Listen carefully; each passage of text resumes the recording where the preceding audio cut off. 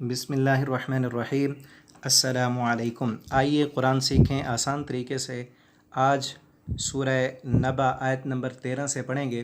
اعوذ باللہ من الشیطان الرجیم۔ وجعلنا، اور ہم نے بنایا، سراجن، سورج کو، وہاجا، روشن چراغ۔ اللہ تعالیٰ فرماتے ہیں ہم نے سورج کو کتنا بڑا چمکتا ہوا روشن چراغ بنایا ہے، یہ ہماری نشانی ہے، اسے دیکھو اور اس بات پر ایمان لاؤ کہ یہ دنیا ختم ہو جائے گی اور قیامت قائم ہوگی، ہم تم سے پوچھیں گے اور سوال کریں گے۔ وَأَنزَلْنَا، اور ہم نے نازل کیا، مِنَ الْمُعْصِرَاتِ، معصرات بدلیوں سے، ماءً پانی، سجاجا، خوب برسنے والا۔ انزلنا اردو میں استعمال ہوتا ہے، اس کی وضاحت دیکھ لیں۔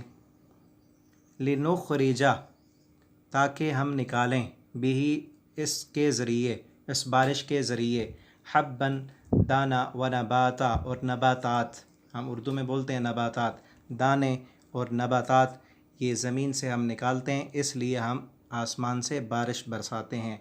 اردو میں جو الفاظ استعمال ہوتے ہیں ان کی وضاحت نیچے دیکھ لیں۔ وجنات، اور باغات، الفافا، گھنے گھنے، الفافا، جنات بھی اردو میں بولتے ہیں الفافا، لفافہ، ملفوف، لف، خط لکھ کر لفافے میں ڈالتے ہیں، وہ خط بھی لفافے سے چمٹا ہوتا ہے، تو مطلب یہ ہے کہ گھنے، ایک دوسرے کے ساتھ درختوں کے پتے چمٹے ہوتے ہیں، اس قدر گھنے باغات ہم اگاتے ہیں۔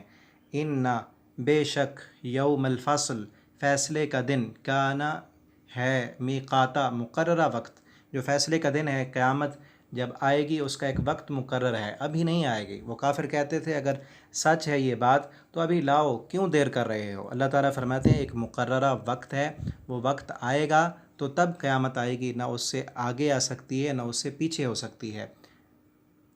یوم، جس دن، ینفخ، پھونکا جائے گا، فی الصور، سور میں، فتأتون، پس تم چلے آؤ گے، افواجا، فوج در فوج، جس دن سور میں پھونکا جائے گا پھر تمہیں بلانے کی ضرورت نہیں ہوگی، تم خود بخود فوج در فوج ہماری عدالت میں حاضر ہو جاؤ گے۔ اس آیت کے جو الفاظ اردو میں استعمال ہوتے ہیں، دو لفظ ہیں، دیکھ لیں، السور اور افواجا۔ وَفُتِحَتْ، اور کھولا جائے گا، السماء، آسمان کو، فکانت، پس وہ ہو جائے گا، ابوابا، دروازے دروازے، کہ اس دن آسمان کھولا جائے گا اور آسمان میں دروازے ہوں گے۔ اس آیت کے جو الفاظ اردو میں استعمال ہوتے ہیں دیکھ لیں۔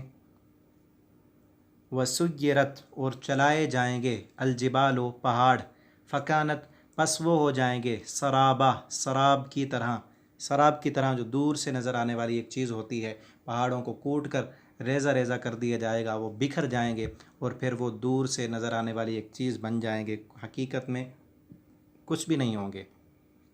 اس آیت کے جو الفاظ اردو میں استعمال ہوتے ہیں، اِنَّا، بے شک، جہنم، جہنم، کانت، ہے، مرصادہ، گھات کی جگہ، یہ نیا لفظ ہے، مرصادہ، گھات کی جگہ، کہ جہنم گھات لگائے ہوئے ہے، للطاغین، سرکشوں کے لیے، مآبا، وہ ٹھکانہ ہے، وہ اصل سرکشوں کا ٹھکانہ وہی ہے، دنیا میں جتنی سرکشی کر لیں، ادھر ادھر بھاگ لیں، آخر کار جانا انہوں نے جہنم میں ہی ہے، اصل ان کا ٹھکانہ مجرموں کا وہی جہنم ہے۔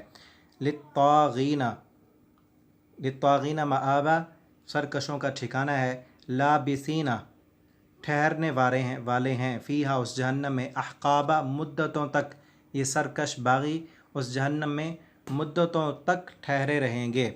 لا یذوقون، نہیں وہ چکھیں گے، فیہا، اس جہنم میں، بردن، کوئی ٹھنڈک، ولا شرابا، اور نہ مشروب، نہ پینا ہوگا ان کے لیے، الا، مگر، حمیمن، کھولتا ہوا پانی، وغساقا، اور بہتی ہوئی پیپ، یہ دونوں لفظ نئے ہیں، حمیمن، کھولتا پانی، وغساق، اور بہتی ہوئی پیپ، وہ جہنمیوں کو دی جائے گی، جزاء وفاقا، بدلہ ہے پورا پورا، پورا پورا بدلہ دیا جائے گا، کسی پر ظلم نہیں کیا جائے گا، جتنا جس کے جتنے گناہ ہوں گے اتنی ہی ان کو سزا ملے گی۔ انہم، بے شک وہ، کانو، تھے، لا یرجون، نہیں امید رکھتے تھے، حسابا، حساب کی، ان کو یہ بدلہ، یہ سزا جہنم اس لیے دی جائے گی کیونکہ یہ حساب و کتاب کی امید نہیں رکھتے تھے۔